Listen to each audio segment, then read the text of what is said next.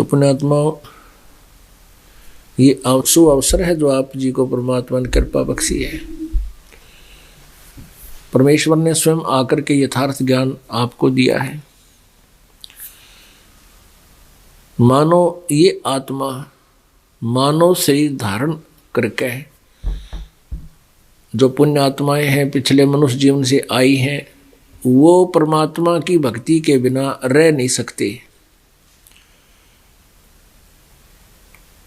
और वैसे ही आत्मा जब से ये भगवान से विमुख होया है, बिछुड़ कर आया है, सतलोक से आया है, उसी दिन से इसको आभास हो चुका है कि परमात्मा बिना तेरा ठिकाना बिल्कुल नहीं।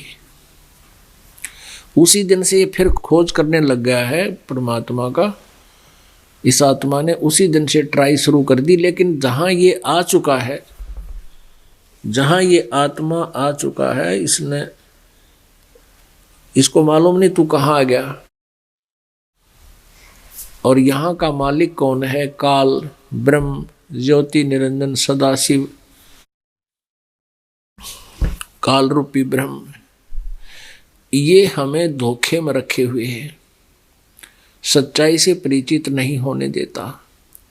इसका उद्देश्य है कि इनको अपने मालिक की जानकारी ही ना हो।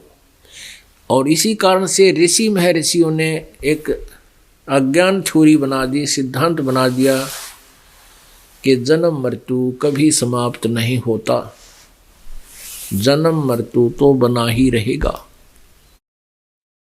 गीता जी का उदाहरण देकर समझाया कि ये प्राणी एक शरीर को जब छोड़ता है तो दूसरा शरीर इसके लिए तैयार हो जाता है। जैसे एक कीड़ा होता है, कीड़ा वो ऐसे चलता है, पिछले पैर फिर उठा के फिर आगे रख लेता है, फिर अगले दांत से होते हैं आगे पीछे उसके पंजे। कहते अगला पैर अगली टहनी पर रखकर ही वो कीड़ा पिछले पैर को उठा कर आता है। यानी ये जब यहाँ से शरीर छोड़ता है तो पहले इसका नेक्स्ट जीवन तैयार हो जाता है। इसलिए कहते क्यों चिंता करें, जन्म तो होते ही रहेंगे। तो ऐसे उदाहरण दिया करते थे। अब आज मनुष्य जीवन है, अगला गधे का तैयार आपा हो गया क्योंकि भक्ति ठीक करी नहीं। वो शरीर तैयार है, हो तो मिलना ही मिलेगा। या भूत बन जाओगे, कुछ दिन पितर बन जाओगे, कुछ दिन स्वर्ग में देवता भी बन सकते हो अगर कोई पुण्य अच्छे हो गए तो। लेकिन तत्व ज्ञान के अभाव से हम परमात्मा के विधान से बिल्कुल अपरिचित हो चुके हैं। पुण्यात्माओं, पिछले सत्संग में आप जी को बताया था कि ये प्राणी दो प्रकार से मानव शरीर प्राप्त करता है। एक तो